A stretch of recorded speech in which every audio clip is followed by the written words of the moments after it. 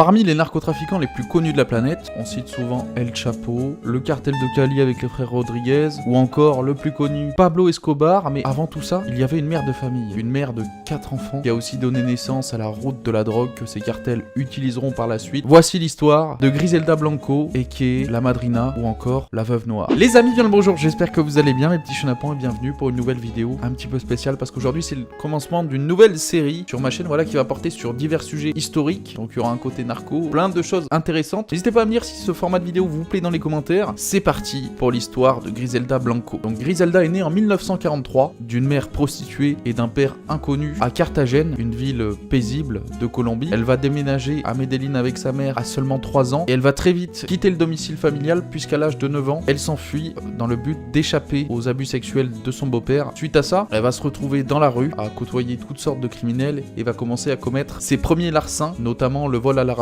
puis par la suite la prostitution, n'ayant pas d'autre choix pour subvenir à ses besoins. Son vrai tournant dans le crime, c'est en fait à l'âge de 11 ans, elle va kidnapper un enfant d'une famille aisée et va demander rançon. Cette famille va refuser et elle va l'éliminer sans aucun remords. On sait pas vraiment si cette histoire est vraie ou pas, mais en tout cas, la rumeur s'est propagée à vitesse grand V. Elle a maintenant la réputation d'une tueuse froide, sans merci, dans la ville la plus dangereuse du monde à seulement 11 ans. C'est fort quand même. Elle rentre vraiment dans le crime organisé à l'âge de 13 ans par l'intermédiaire de son petit ami de l'époque, son premier mari, Carlos Trujillo. C'était un passeur d'immigrés clandestins. Carlos et Griselda ont eu 3 enfants ensemble, mais n'ont pas vraiment vécu heureux pour autant, puisqu'ils se sont finalement séparés et elle a rencontré son nouveau mari, Alberto Bravo. Après avoir eu des désaccords sur certaines décisions commerciales, Griselda va tuer Carlos sans aucun remords, et le pire, c'est que par la suite, le bruit qui court dira que Carlos est mort d'une maladie causée par l'alcool, la cirrhose, alors que tout le monde savait réellement ce qui s'était passé, mais ça s'est pas ébruité.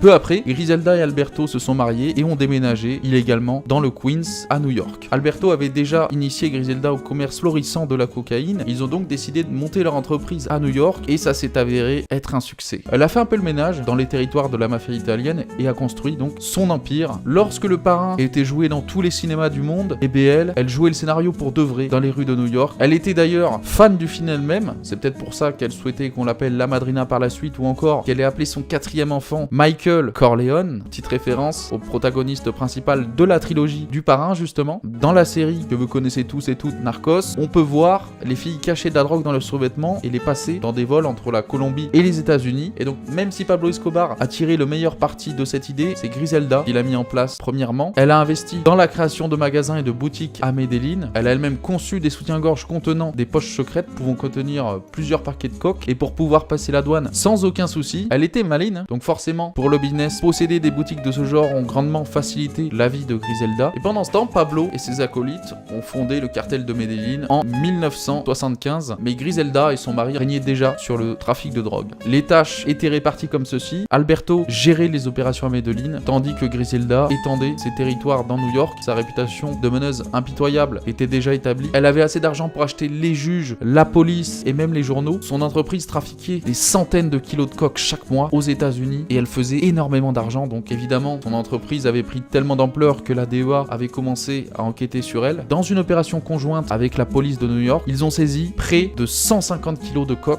Les flics l'ont inculpée et se sont préparés à son arrestation, sauf qu'elle avait déjà un coup d'avance. Elle était partie direction la Colombie. Furieuse, elle a commencé à s'engueuler avec son mari. Ils sont tous les deux arrivés avec leur homme de main et la dispute s'est vite transformée en fusillade. Alberto donc aurait tiré dans le ventre de Griselda, tandis qu'elle en plein visage. Griselda a survécu, mais Alberto n'a pas eu la même chance. Fait intéressant, l'un des hommes de main qui combattait avec Griselda allait devenir l'un des gangsters les plus riches de tous les temps et l'un des plus puissants. J'ai cité Pablo Emilio Escobar Gaviria. Le meurtre de son second mari a donc valu à Griselda un nouveau surnom, The Black Widow, la veuve noire en français. Elle est également devenue la Kingpin en donnant sa bénédiction au cartel de Medellín et en acceptant de travailler avec eux. On sait pas vraiment quelle relation entretenaient Pablo et Griselda. À ce jour, la plupart des historiens disent que c'était des rivales et qu'ils avaient chacun soif du sang de l'autre, et ce n'était peut-être pas toujours le cas en fait. Comme nous le savons, Pablo a aidé Griselda à se débarrasser de son mari et à récupérer son territoire, tandis que Griselda a donné son accord et sa bénédiction au cartel de Medellín. Si on suit le journal intime de Griselda, peu après la mort de son premier mari, Carlos,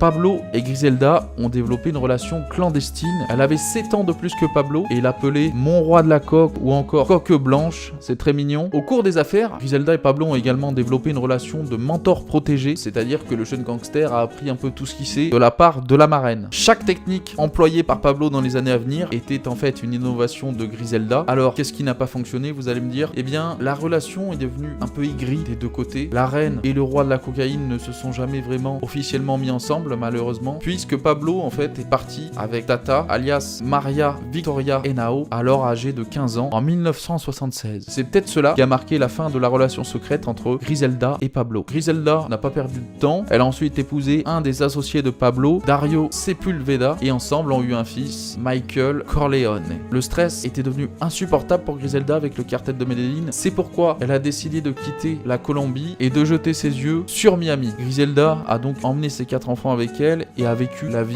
qu'elle a toujours voulu. Somptueuse demeure, voiture de luxe, jet privé, ils avaient tout. En d'autres termes, une vie à la Tony Montana. Comme Tony dans Scarface, elle a d'ailleurs développé une addiction à la cocaïne. À la fin des années 70, son entreprise était en plein essor, mais malheureusement, ses concurrents aussi. La Colombie produisait 3/4 de la cocaïne mondiale et 70% d'entre elles arrivaient aux États-Unis par les côtes sud de la Floride. Elle gagnait environ 80 millions de dollars par mois et ses rivaux, en particulier le cartel de Medellín, voulaient sa part. Griselda étant devenue à la fois paranoïaque et cupide, cela déboucha sur une guerre de gangs. En 1979, 2 hommes armés sont entrés dans le centre commercial de Dadeland et ont fait feu sur 2 hommes. Ça devait être sûrement une initiation, puisque pour travailler pour Griselda, il fallait donc passer une initiation qui était un assassinat en soi. Pour prouver sa loyauté envers elle, ils doivent couper une oreille ou un doigt de la victime, drainer leur sang, plier le corps dans une boîte et l'expédier à la famille de la victime avec un message d'avertissement. C'est vraiment fou. C'était une femme impitoyable et il n'y avait aucun espoir de pitié avec elle. Si la madrina a décidé que quelqu'un devait mourir, ces assassins tueraient non seulement la cible, mais chaque témoin environnant, que ce soit une mère,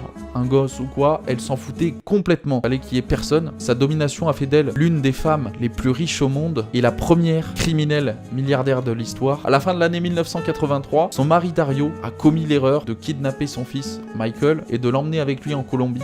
Après la séparation du couple, Griselda n'a pas tué Dario elle-même, mais elle a envoyé son meilleur sicario, Roré Rivi Ayala. Elle a finalement récupéré son fils et éliminé Dario, mais cela a bien entendu ajouté plus de noms à sa liste d'ennemis. À la fin de l'année 1984, Griselda, en fait, elle était consciente qu'il y avait un bon nombre d'ennemis autour d'elle qui attendaient qu'une chose, sa mort. Elle était également consciente qu'elle avait les flics à ses trousses, notamment la DEA, mais elle ne savait pas que son ennemi le plus redoutable était dans l'ombre et prêt à tout, Bob Palombo. Elle lui a échappé une fois lors de l'opération à New York en 1974, mais 11 ans plus tard, lorsqu'il a été réaffecté à Miami pendant la guerre contre la drogue, il était prêt à tout. Bob Palombo savait que la faiblesse de Griselda était ses enfants. Et c'est à partir de là qu'il a commencé son enquête en fait. Il a déterré des informations sur un certain Gary Gomez qui s'occupait de transférer de l'argent pour les fils de Griselda et a réussi à faire de lui un informateur. Pendant ce temps, rongé par l'angoisse et la paranoïa, Griselda s'est mis au vert à Los Angeles. Tout semble encore une fois perdu pour Bob Palombo, mais Griselda, dans sa paranoïa, a fait l'erreur d'appeler elle-même Gomez et cela a aidé Palombo à la localiser et à la retrouver dans un bungalow dans la banlieue de Harvey. Le 20 février 1985, la DEA a pris d'assaut la cachette de Griselda et l'a arrêtée dans son lit alors qu'elle était en train de lire la Bible, s'il vous plaît, mesdames et messieurs. Tueuse sans merci, mais qui lit la Bible. Il n'y a pas trop de cohérence. Elle a pris 20 ans de prison pour trafic de drogue et tous ses méfaits, mais cela n'a rien dérangé en ses activités puisque ses 3 fils aînés, Osvaldo, Dixon et Hubert, ont repris le flambeau et ont continué à développer l'entreprise familiale. Griselda, elle, a également retrouvé l'amour pendant sa détention chez un petit trafiquant de drogue, Charles Crosby, qui l'a flatté avec ses lettres et qui est devenu messager pour ses fils. Cependant, les fils de Griselda ont été arrêtés les uns après les autres et déportés vers la Colombie. Ils ont tous été assassinés la semaine suivant leur déportation. Griselda a également été déportée en 2004. Elle a survécu jusqu'en 2012 lorsque 2 tueurs en moto ont tiré dessus à 2 reprises alors qu'elle était chez le boucher. Le karma, en sachant que c'est elle qui a démocratisé ce genre d'élimination. En tout cas, j'espère vraiment que cette vidéo vous aura plu les amis, que vous avez apprécié ce format. C'est un vrai plaisir pour moi de faire des vidéos sur des sujets comme ça parce que ça m'a toujours intéressé, comme je vous l'ai dit. Donc j'espère que ça vous a plu. Si c'est le cas, n'oubliez pas le petit abonnement si vous n'êtes toujours pas abonné à la chaîne, le petit pouce bleu. Et moi je vous dis à très vite, c'était votre cher Spirit. Prenez soin de vous. Bisous, ciao, bye bye.